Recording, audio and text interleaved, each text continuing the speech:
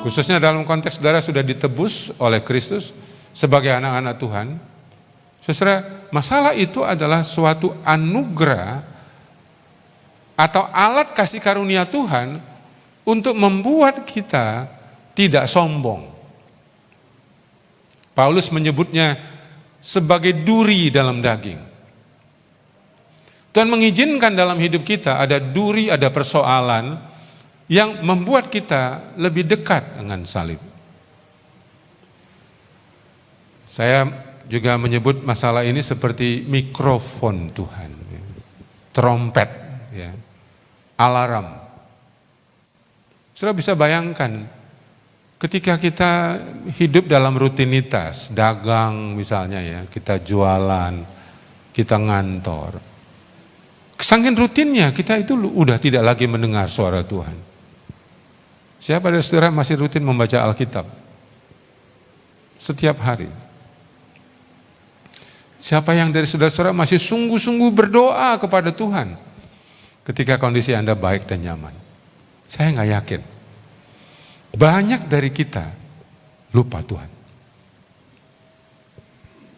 Lupa berdoa. Lupa baca Alkitab. Lupa mengabarkan Injil.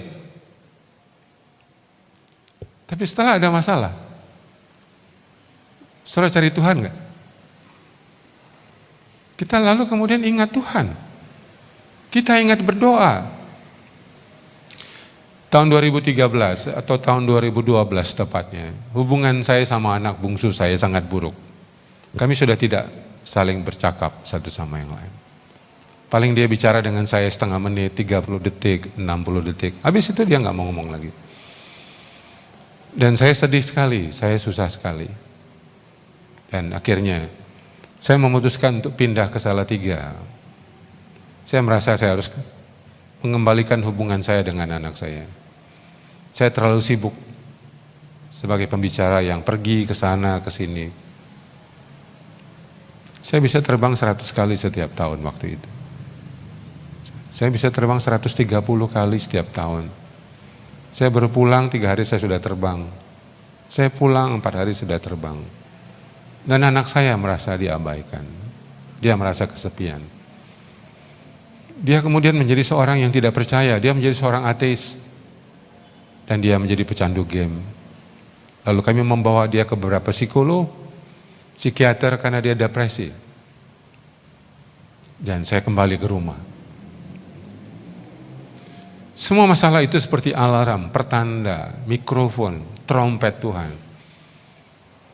Tuhan mengingatkan kita untuk kembali kepada Dia. Saya tidak tahu masalah apa yang saudara sedang alami sekarang ini. Ini kemana ya? Oh ya, oke ya. Nah yang kedua, saudara-saudara, kenapa Tuhan tidak menjawab doa-doa kita?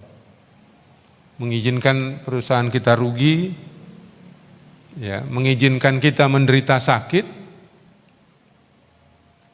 bangkrut, pernikahan kita sulit. Kita sudah berdoa dan Tuhan tidak menjawab. Tentu saja Tuhan bisa menyelamatkan kita. Tuhan bisa menjawab doa kita dan memberikan keajaibannya, memberikan mujizatnya. Tapi saudara-saudara, Tuhan ingat ketika menolong orang Israel. Banyak sekali, sering sekali Tuhan itu lihat umatnya ditolong melawan Tuhan. Ditolong menyembah berhala. Gampang sekali orang Israel lupa Tuhan ketika kondisi mereka baik. Saya kira juga kita sama. Kondisi kita juga sama. Tuhan sengaja tidak menjawab doa kita. Tuhan sengaja mengizinkan kesulitan kita alami berhari-hari, berminggu-minggu, berbulan-bulan, bertahun-tahun. Saudara perhatikan baik-baik. Tuhan bisa menjawab doa kita. Tapi Dia lebih senang memberikan kehadirannya. Lebih senang menyertai kita. Lebih daripada menjawab doa-doa kita. Saya ulang sekali lagi, Tuhan bisa menjawab doa kita. Tapi Dia lebih senang memberikan kehadirannya, memberikan dirinya, menemani kita dalam badai, dalam kesulitan hidup kita. Daripada memberikan kita mujizatnya. Di sini paham Bapak Ibu? Halo? Tuhan bisa menjawab doa kita. Itu sebabnya kenapa bertahun-tahun doa kita tidak dijawab.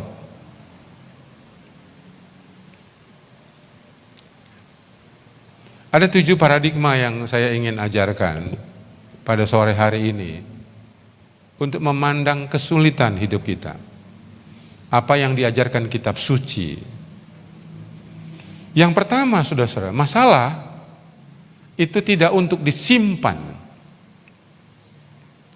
Masalah itu untuk dibagikan. Saya tidak tahu saudara-saudara punya teman curhat apa tidak. Kalau saudara punya masalah, saudara ada tempat berbagi apa tidak? Masalah klien kami kebanyakan adalah bukan masalahnya banyak, bukan. Tapi sahabatnya sedikit. Dia tidak tahu mau cerita kemana beban ini. Sampai kadang-kadang orang saking kesalnya nggak tahu mau cerita sama siapa, dia ceritanya di Facebook. Dia curhatnya di Facebook. Aneh sekali. Malang sekali itu orang. Tapi saudara, sekali lagi Alkitab memberikan banyak contoh. Daud misalnya. Ketika hidupnya kering, sukacitanya menghilang karena dia mengambil Batsyeba dari Uria. Dia sangat tertekan. Dia menyimpan dosa itu berbulan-bulan lamanya.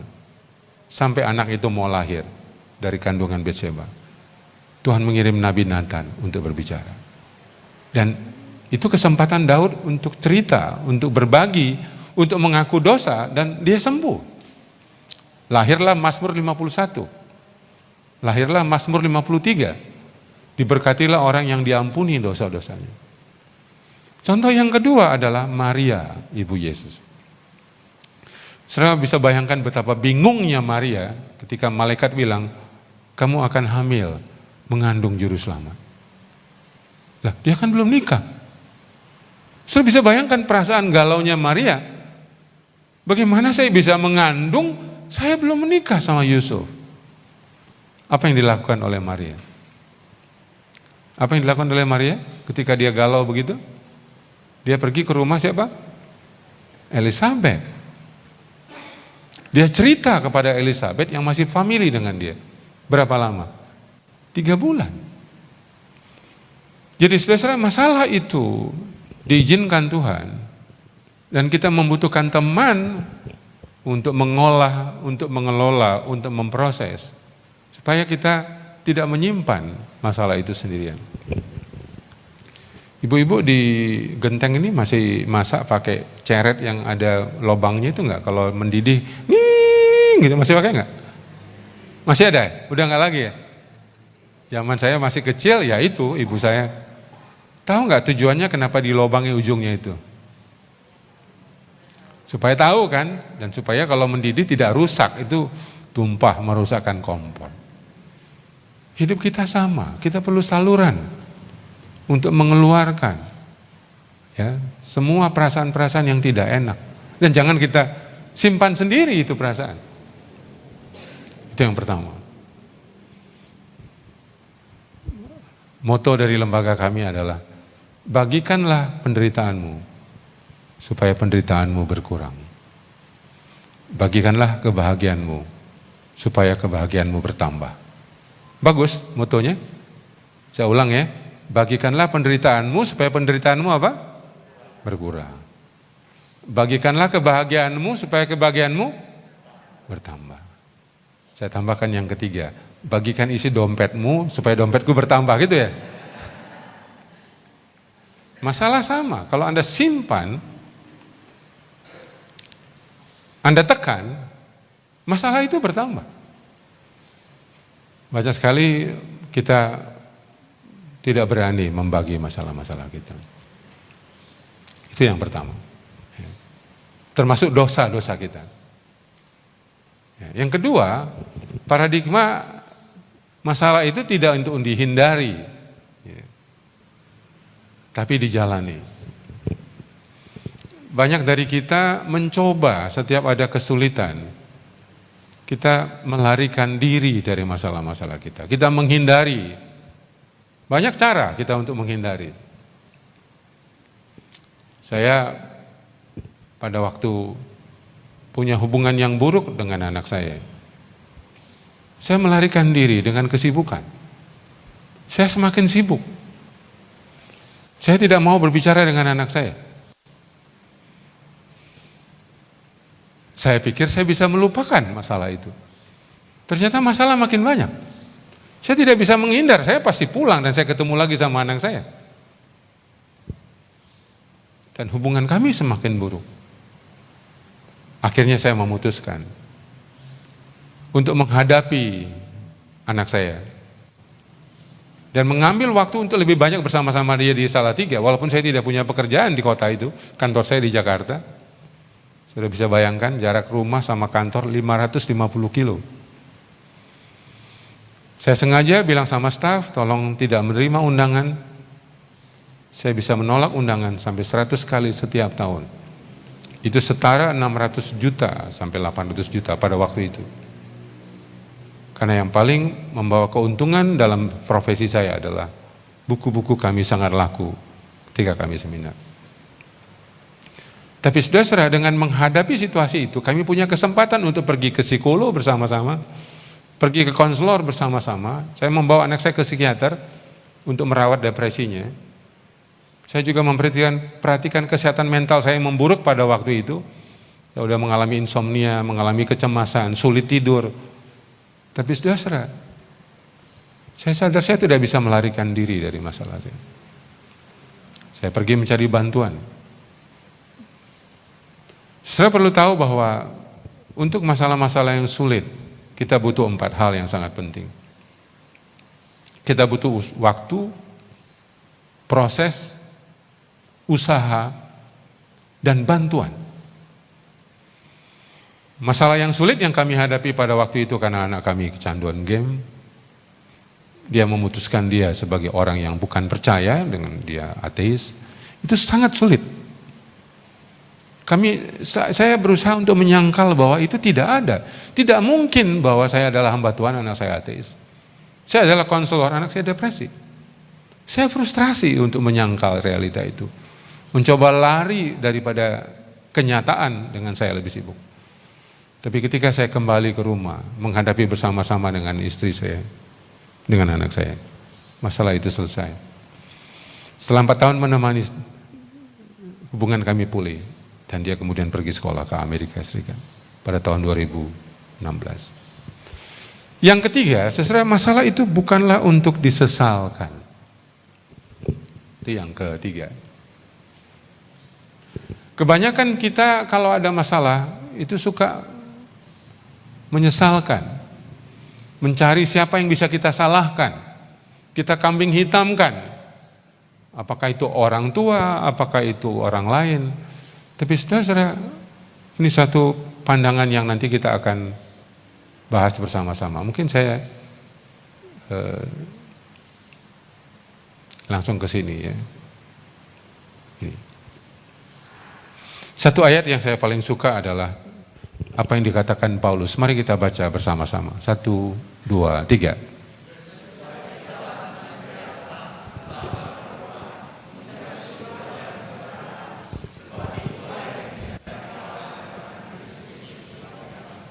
Ya,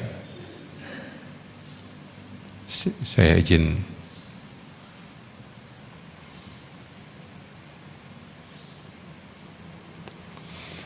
Nah, ayat ini mengajarkan kepada kita bahwa masalah itu bisa dirayakan.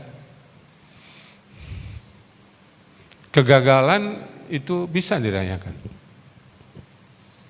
Saudara pernah baca Lukas 15? Anaknya pulang dalam keadaan gagal, si bungsu pulang dalam keadaan hancur. Setelah bermain pelacur, menghabiskan harta berfoya-foya, pulang ke rumah dalam keadaan yang miskin. Apa yang dilakukan bapaknya? Dirayakan, bikin apa? Pesta. Saya kadang-kadang mikir ya, kira-kira sambutan bapak ini apa isinya ya? Kalau Anda barangkali anak pulang dari Surabaya, lulus dari Ciputra gitu kan, Bapak Ibu, puji Tuhan, anak kami lulus dari Ciputra gitu. Kalau ini lulus dari mana? Kandang babi, betul nggak? Menarik ya. Menarik. Tapi Lukas 15 mengajarkan kepada kita bahwa kegagalan pun bisa dirayakan. Lalu apa alasan kenapa Bapak itu merayakan? Ayat 30 menjawab. Waktu anak sulung protes, dia marah sekali sama bapaknya. Papa, aku baik-baik, kau tak pernah pestakan aku. Ini adikku pulang main pelacur, kau pestakan. Marah sekali dia sama bapaknya. Bapaknya dengan lembut menjawab, iya nak, adikmu yang mati sudah hidup kembali. Jadi bagi si ayah, yang penting bukan keberhasilan, kesuksesan, ya, prestasi anaknya. Yang penting anaknya pulang hidup. Itu yang menarik. Ini kembali ayat yang Matius 6 tadi. Hidup lebih penting daripada fasilitas hidup. Hidup lebih penting daripada keberhasilan hidup. Bahkan hidup lebih penting daripada kebanggaan hidup.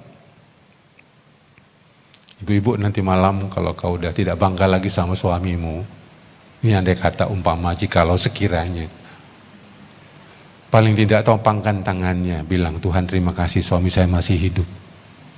Serius. Untuk anak-anak kita yang sudah tidak bisa kita banggakan, satu saja yang masih kita bisa syukuri, anak saya masih hidup. Selama masih hidup, ada anugerah Tuhan yang masih disediakan untuk kita. Ada doa-doa yang bahaya loh ibu-ibu ya, saya kasih tahu. Jangan berdoa Tuhan sempurnakan suamiku, ubahlah dia, sempurnakan. Ntar malam dipanggil Tuhan loh. Udah sempurna. Setelah Tuhan mengizinkan gejolak, dinamika, konflik dalam rumah tangga kita, itu bagian yang melatih kita untuk bersyukur pada Tuhan. Kadang-kadang ada masa di mana kita tidak bisa berdoa, tidak bisa lagi saudara-saudara untuk bersyukur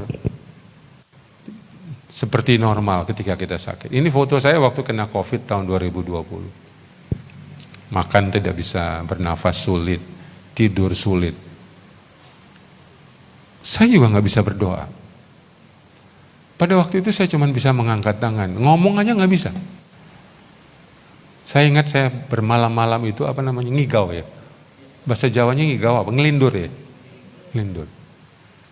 Sesuai bahasa kita ditangkap oleh Tuhan ketika kita sudah tidak bisa lagi berdoa.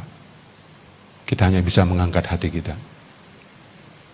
Roma 8 ayat 26 mengatakan, Roh Kudus bisa menangkap isi doa kita ketika kita sudah tidak bisa berdoa lagi kepada Tuhan. Ada masa titik-titik lembah kekelaman yang kita tidak tahu lagi mau bilang apa kepada Tuhan. Yang ketiga, masalah itu bukanlah tanda kelemahan. Ya, terutama pria-pria ya, banyak sekali yang takut menangis karena dianggap itu tanda kelemahan. Kita salah takut minta maaf, itu dianggap tanda kelemahan. Tidak, saudara. Ketika kita punya masalah dan diizinkan Tuhan, ini tandanya bahwa kita diberi kepercayaan Tuhan untuk menanggung satu beban. Saudara masih ingat atlet angkat besi? Binaraga namanya ya? Saya paling suka itu.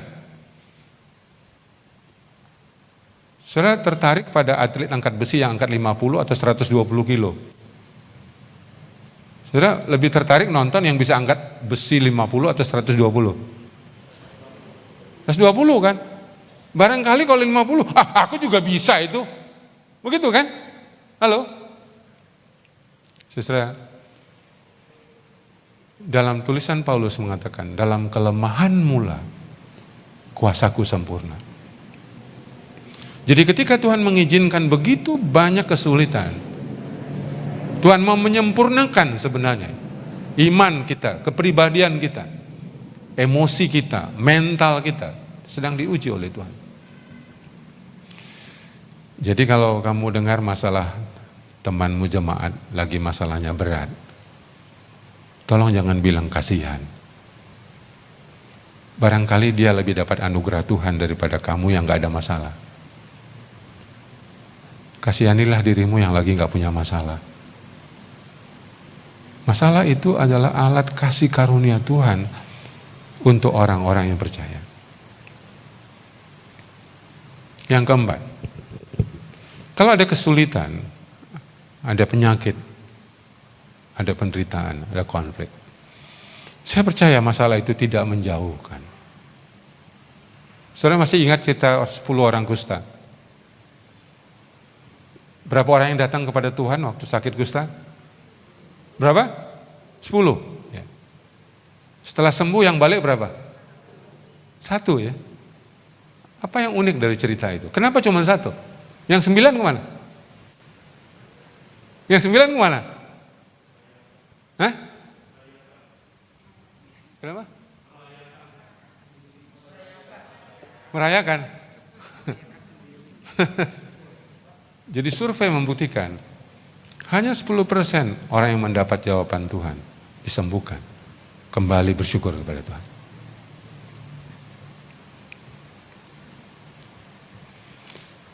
Apa yang paling buruk dalam hidup kita? Besok saya akan khotbahkan. Apakah orang tua yang kasar? Apa yang paling buruk? Anak pakai narkoba? Pasangan selingkuh? Bangkrut? Enggak. Hal yang terburuk adalah jikalau kita tidak punya tanda salib dalam hidup kita. Kita tidak mengenal kuasa keselamatan daripada Kristus.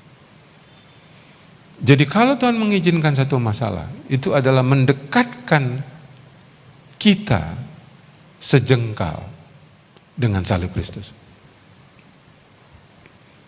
Saya ingat beberapa kali periode saya ingat berlutut menangis lagi kepada Tuhan. Itu momen-momen yang indah. Tapi ketika hidup saya lagi susah. Saya juga ingat momen-momen di mana saya berdoa, lupa bilang amin. Aminnya besok pagi. Saya pernah nggak berdoa? Tiba-tiba aminnya besok pagi, udah ngantuk kita. Ya, halo? Atau jangan-jangan kita juga jarang lupa berdoa ya, Ibu? Hah? Tapi waktu kita susah, saya masih ingat ketika anak kami kecanduan game itu. Anak kami menyatakan dirinya ateis. Kami bolak-balik bawa ke psikolog, ke psikiater karena dia depresi. Saya ingat itu hubungan saya paling intim dengan Tuhan. Bukan ketika kondisi saya baik, tapi ketika kondisi saya lagi buruk.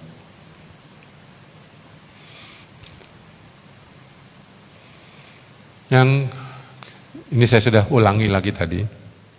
Jadi saudara, kenapa Tuhan mengizinkan tidak menjawab doa-doa kita? Karena Tuhan lebih suka memberikan kehadirannya dalam penderitaan, dalam badai hidup kita, dalam tragedi hidup kita, dalam trauma hidup kita, lebih daripada menjawab doa-doa kita. Cerita berikut mudah-mudahan bisa memberi gambaran tentang apa yang saya katakan ini. Tahun 2014 kami diajak seorang teman pergi ke Israel. Semua keluarganya kami diajak. Saya bawa anak juga, Moze tadi yang bungsu, yang pecandu game itu. 12 hari dia di Mesir, Israel, Jordania. Sama sekali tidak happy, dia masih main game, main sosial media, baca buku. Dan selama di jalan itu saya lebih banyak kesel. Ya. Saya jengkel sekali. Saya tidak happy selama perjalanan itu. Kalau Tuhan berkenan saya ingin pergi sekali lagi itu. Karena waktu itu saya tidak happy. Hubungan saya belum begitu baik dengan dia waktu itu. Dengan anak bungsu kami. Moze namanya. Dia sekarang sudah di dalam Tuhan, dia sudah menjadi pembicara yang jauh lebih baik dari saya saat ini. Pulang dari Israel, saya marah sama dia. Saya tegur dia, saya bilang, "Jay, kamu kemarin 12 hari nggak kelihatan happy ya? Kamu main game, baca buku." Dia bilang apa? "Lah, kan yang punya urusan ke Israel kan Bapak, aku kan cuma diajak-ajak. Bapak enak, temannya banyak. Wah, saya tambah jengkel. Saya bilang, "Lah, teman Bapak kan punya anak-anak seusia kamu kan?" "Iya, tapi teman Bapak kenal, anaknya aku nggak kenal." Ih, betul juga ya. Temannya Bapak kenal, anak-anaknya aku nggak kenal. Lalu saya ngumbar jasa, biasa orang tua ya. "Kamu kurang apa sih? Game Bapak siapkan, buku Bapak belikan, Bapak bawa kamu rutin ke luar negeri, ke luar kota. Kamu kurang apa?" Wah, dia marah.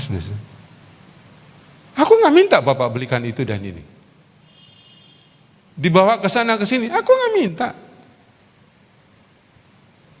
Aku butuh Bapak. Bapak terlalu sibuk. Aku butuh Bapak." Bonding kita, Pak, kedekatan kita udah lama hilang. Aku butuh Bapak. Persis, Suster.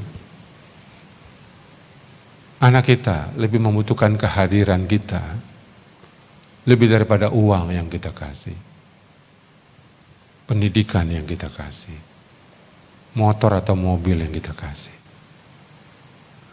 Bisa mengerti cerita ini? Tuhan lebih senang memberikan kehadirannya, menemani kita dalam penderitaan kita, lebih daripada menjawab doa-doa kita. Saya rasa ini satu alasan kenapa Tuhan tidak menjawab doa-doa kita.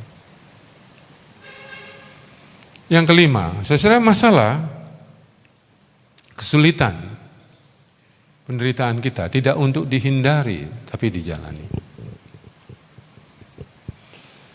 Caranya, saudara, adalah kita perlu mengenali baik-baik setiap kesulitan kita. Itu ada latar belakang, ada backgroundnya. Contoh, saya ini selalu bermasalah kalau saya minta istri atau anak, permintaan saya ditolak. Demikian juga dengan orang-orang dekat saya. Saya sensitif ditolak. Saya gampang sekali tersinggung, mudah sekali marah kalau permintaan saya tidak dipenuhi oleh anak-anak, oleh istri saya. Saya kemudian mempelajari, kenapa ya? Saya kalau dibantah, kalau saya ditolak, kalau saya dikritik, saya mudah sekali marah. Lalu saya menemukan puzzle yang hilang. Saya menemukan jawabannya. Saya adalah anak yang tidak diinginkan. Ayah ibu saya berharap saya perempuan, karena 7 di atas saya sudah laki-laki semua. 6 laki-laki.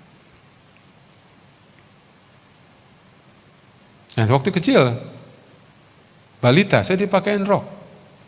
Saya ingat nama saya dipanggil bukan Julianto, tapi Puan. Singkatan dari apa? Perempuan. Ya, kadang-kadang Puan, setelah SD saya dipanggil Yuli. Ya. Memang nama saya ada laki-laki, ada perempuan ya. Nama saya siapa tadi? Iya, siang dipanggil Anto, malam panggil Yuli biasanya. Ya. Karena saya mengenal ada latar belakang, saya ditolak, saya diabaikan. Saya dibanding-bandingkan, sehingga saya merasa sensitif jikalau saya ditolak. Ya sudah. Saya mencoba mengenali baik-baik kenapa saya gampang tersinggung. Itu adalah masalah saya, itu adalah harta milik saya yang saya perlu kenali, saya perlu terima, dan saya perlu bersahabat. Setiap masalah kita yang paling penting itu bukan diselesaikan. Bukan diatasi. Bukan. Tapi dijalani. Sebagian masalah kita seperti trauma misalnya, itu bisa bertahun-tahun, bisa belasan tahun. Tidak akan bisa hilang langsung, karena itu sesuatu yang menyakitkan. Sama dengan makanan kesukaan Anda dari kecil ya. Istri saya kesukaannya dari Malang itu apa itu? Kue pasar, jajanan pasar itu. Kayak lupis, apa itu? Cenil apa namanya? Apa namanya? Cenil ya. Ya, sama kesukaan kita dari kecil itu terbawa sampai puluhan tahun sampai sekarang. Saya kue tiaw, mihun goreng itu dari saya kecil itu. Sampai sekarang favorit saya adalah kue tiaw dan mihun goreng. Boleh percaya, habis makan kue tiaw, stres saya hilang. Jangan ditanya kenapa. Saya kalau lihat air, danau, sungai, laut, stres saya hilang. Karena dari kecil saya SD, rumah saya persis di belakang sungai, tinggal lompat. Sama dengan kesulitan-kesulitan trauma kita. Bisa kita bawa belasan puluhan tahun. No problem. Selama Anda kenali, Anda bersahabat dengan dia, berbicara baik-baik ke diri kamu yang kecil itu, Julianto kecil, ada Liliana kecil. Ya, kita bilang, ya Julianto kecil, tenang ya. Pada waktunya kamu akan sembuh. Banyak masa inner child, masa kecil kita yang terluka, tidak pernah kita rawat dengan baik-baik. Kita tidak pernah berdamai dengan masalah-masalah kita sendiri. Kita menyalahkan, ya, kita memburukkan diri kita sendiri. Mulai hari ini kita perlu belajar bersahabat. Karena masalah itu mendewasakan, membuat kita lebih tangguh, membuat kita lebih berani, membuat mental kita lebih kuat. Kita bersyukur karena Tuhan mengizinkan itu. Yang keenam, saudara, adalah masalah itu bukan kutuk tetapi berkat. Saya suka sekali Galatia 3 ayat 13 ini. Mari kita baca bersama-sama. 3, 2, 1. Kita dari kutuk hukum Taurat dengan jalan menjadi kutuk karena kita. Saudara, banyak sekali orang-orang percaya yang masih melihat masalah itu dari segi kutuk. Ya, contoh misalnya perceraian misalnya. Isu-isu LGBT, kecanduan, perzinahan. Ya, sekarang ada isu transgender. Ya. Gay dan lesbian. HIV AIDS. Banyak isu-isu sensitif yang kalau terjadi kita melihat itu seolah-olah kutuk dari Tuhan. Sebagai orang percaya, kutuk itu sudah dipikul oleh Kristus di atas kayu salib. Kecuali saudara belum percaya di dalam Tuhan. Jadi kalau saudara melihat satu masalah, lihatlah masalah itu adalah, perhatikan baik-baik, berkat yang tertunda. Tuhan sedang menyiapkan satu berkat melalui kesulitan-kesulitan hidup kita. Yang kedua adalah berkat yang negatif. Saudara, Tuhan memberikan kita berkat yang positif. Saudara dipuji itu berkat positif. Saudara dicaci itu berkat negatif. Bisa menangkap maksud saya? Banyak pengalaman-pengalaman yang baik itu berkat-berkat yang positif. Tapi kesulitan, penyakit, bangkrut, kehilangan, itu adalah berkat-berkat yang negatif yang diizinkan Tuhan untuk satu maksud yang positif. Saya ulang sekali lagi, berkat yang tertunda. Satu lagi apa? Berkat yang negatif. Cara Tuhan memberkati sangat kreatif. Ya, mari kita baca bersama-sama, 1, 2, 3. Masalah itu dan berkat yang negatif. Saya ingat Ibrani pasal 12.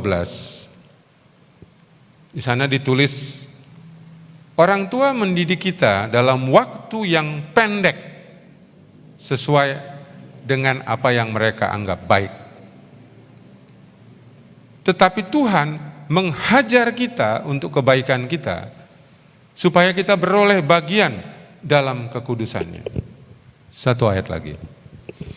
Memang tiap-tiap ganjaran atau hajaran pada waktu diberikan tidak mendatangkan sukacita, tapi duka cita. Tapi di kemudian hari dia menghasilkan buah kebenaran yang memberikan damai kepada mereka yang dilatih olehnya.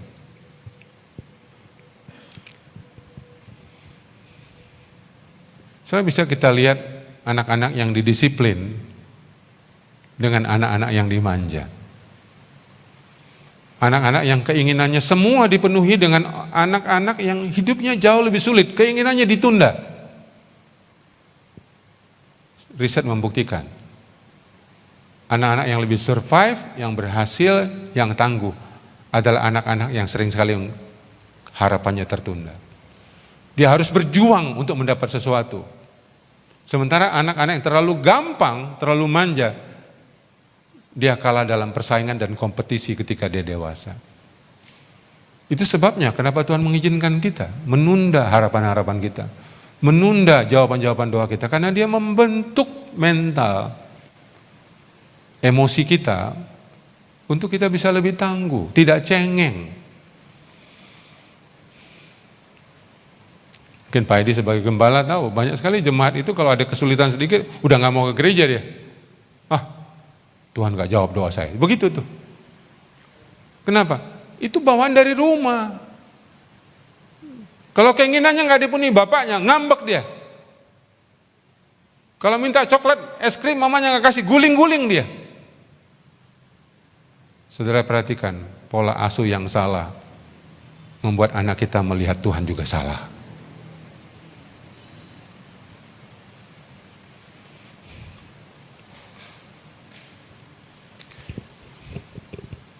Ini besok saya akan menjelaskan lebih lanjut. Keluarga memang didesain, ya, dibuat oleh Tuhan untuk kita berlatih yang disebut namanya peperangan rohani. Kesulitan yang paling tinggi, kesulitan yang paling berat yang kita rasakan adalah di rumah. Dan ini tidak bisa kita menangkan tanpa anugerah Tuhan. Saya akan lanjutkan besok itu. Saya akan menyimpulkan apa yang saya sampaikan tadi. Ada 7 paradigma Alkitab, ya, 7 paradigma Alkitabiah untuk menjalani masalah. Saya tidak tahu mana yang sulit untuk saudara lakukan atau saudara miliki konsepnya. 1, masalah tidak untuk apa? Kita baca sama-sama 1, 2, 3 ya. Masalah untuk disimpan tapi oke. Yang kedua, masalah tidak untuk dihindari tapi dihadapi. Yang ketiga, masalah bukan disesalkan tapi dirayakan. Yang keempat, masalah bukan tapi kekuatan. Yang kelima, masalah tidak menjauhkan. Ya, yang keenam, masalah bukan kutuk tapi berkat. Yang terakhir, masalah bukan cobaan tapi ujian untuk mendapatkan mahkota. Oke, Bapak Ibu sekalian, mungkin ada satu lagi yang mau testimoni? Mungkin sudah lapar semua, Pak. Bapak Ibu, terima kasih untuk waktu yang sudah diberikan kepada kita hari ini. Sekali lagi mari kita berikan aplaus kepada Pak Jul. Terima kasih Pak Jul. Tuhan memberkati pelayanan Pak Jul dan Bu Wita. Beliau besok akan mengisi firman Tuhan di ibadah 1 dan setelah itu beliau bersama Ibu akan berangkat perjalanan menuju ke Bali. Dan biarlah Tuhan terus menyertai dan memakai hambanya untuk jadi berkat. Saya senang sekali, saya sekolah di LK3, sangat senang, sangat-sangat senang gitu ya. Banyak sekali kesembuhan yang saya alami, banyak sekali. Dan itu dirasakan oleh anak-anak dan keluarga. Dan oleh karena itu Bapak Ibu jangan malu-malu untuk datang konseling. Tidak perlu malu dan kita butuh itu. Dan itu akan menolong jiwa kita supaya jadi sehat. Mari kita akan bangkit berdiri dan kita akan tutup semuanya. Silakan Pendeta Edi akan berdoa untuk kita sekalian. Dan Bapak Ibu jangan langsung pulang, kita foto sebentar ya Pak buat kenang-kenangan buat kita.